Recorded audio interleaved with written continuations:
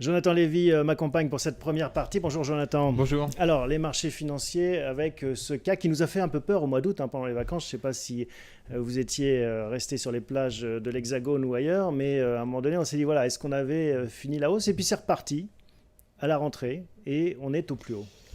Effectivement, c'est toujours un petit peu surprenant. Le mois d'août a été très compliqué sur le marché, très, très volatile. Une correction quand même assez marquée, de l'ordre de 5% pour les indices, qui est beaucoup pour un indice. Et puis en septembre, contre toute attente, il y a une belle reprise et le CAC est pratiquement au plus haut de l'année. Aujourd'hui, il a atteint en septembre les 5600 points quasiment.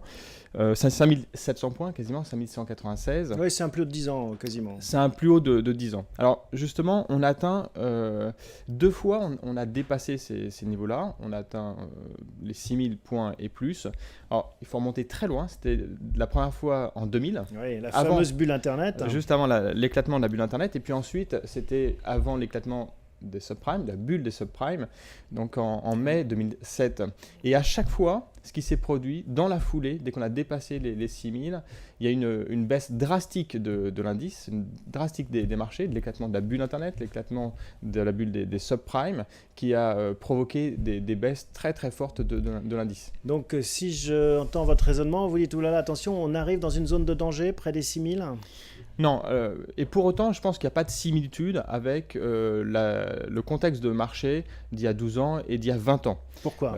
Parce que la bulle Internet, on avait vu que les indices avaient fortement monté avant cette forte baisse. Ils avaient pris l'ordre de 30% en un an.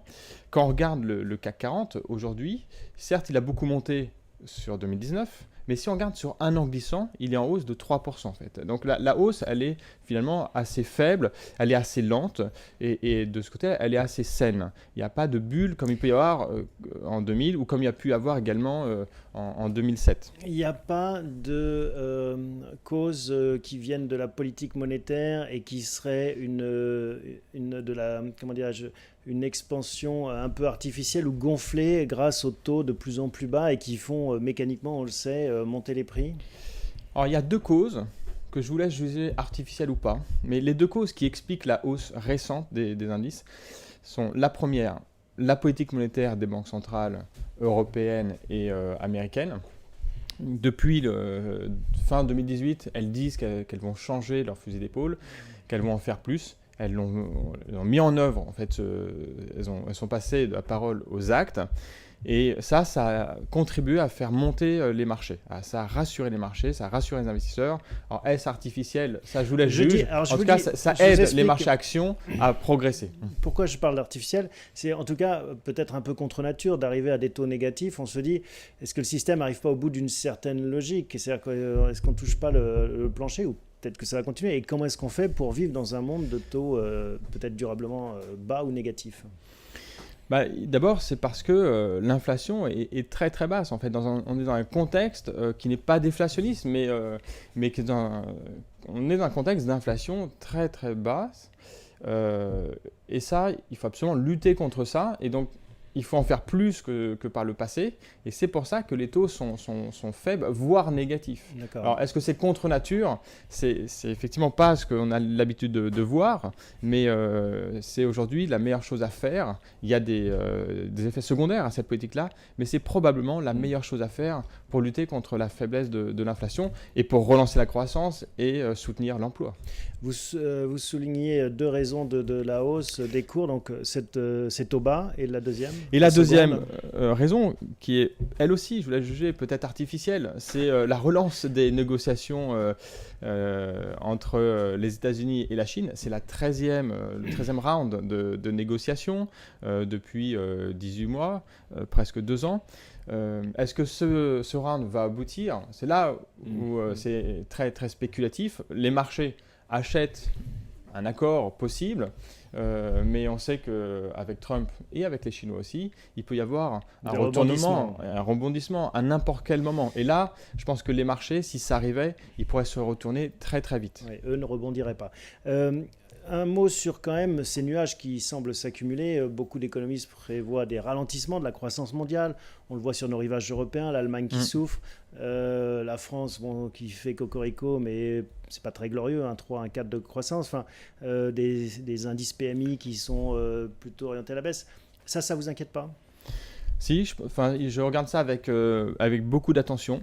Je pense que cette situation-là que vous décrivez, le ralentissement économique, est vraiment la conséquence de la guerre commerciale. Le ralentissement qu'on a pu percevoir en Chine, malgré les nombreux plans de relance, la Chine résiste, mais c'est quelque part un peu décevant par rapport à tout ce qu'ils ont mis sur la table. En Europe, on a mis beaucoup moins d'argent sur la table. Mais on est une victime collatérale de cette guerre commerciale. On est clairement la victime collatérale. L'Allemagne est la première victime collatérale de cette guerre entre la Chine et les États-Unis. L'Allemagne est la locomotive. Ça fait baisser la zone euro. Donc c'est vraiment l'élément central. Il faut avoir conscience de ça. Hein. Beaucoup de gens le répètent. Donald Trump, avec ses tweets, finalement, a un pouvoir qu'on n'imagine pas. Et cette guerre commerciale, ce bras de fer entre la Chine et les États-Unis est vraiment la clé de lecture pour l'instant des marchés financiers. C'est l'élément central sur les marchés financiers. Si vous avez réponse à cette question sur le futur de ces négociations, vous avez tout compris et vous serez millionnaire dans le futur. Je n'ai pas la réponse à cette question, mais j'espère que vous allez pouvoir me donner des indices. Qu'est-ce qu'on fait justement? Parce que c'est le titre de cette séquence, est-ce que si j'ai un peu d'épargne, je la place sur la bourse? Alors, il faut bien comprendre qu'il y a quand même un paradoxe sur le niveau actuel des marchés, qui est quand même sur un niveau élevé, plus haut de 10 ans, et en même temps des chiffres économiques qui sont au plus bas. Si vous prenez l'Europe, en fait, on a eu hier des indicateurs économiques qui étaient au plus bas de 7 ans et demi. Donc, il y a quand même un grand écart entre les deux.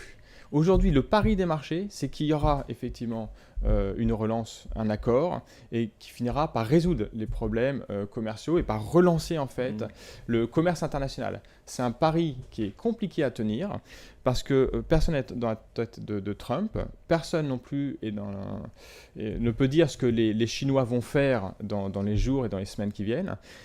S'ils acceptent les conditions de Trump, ils assurent la réélection de Trump en 2020.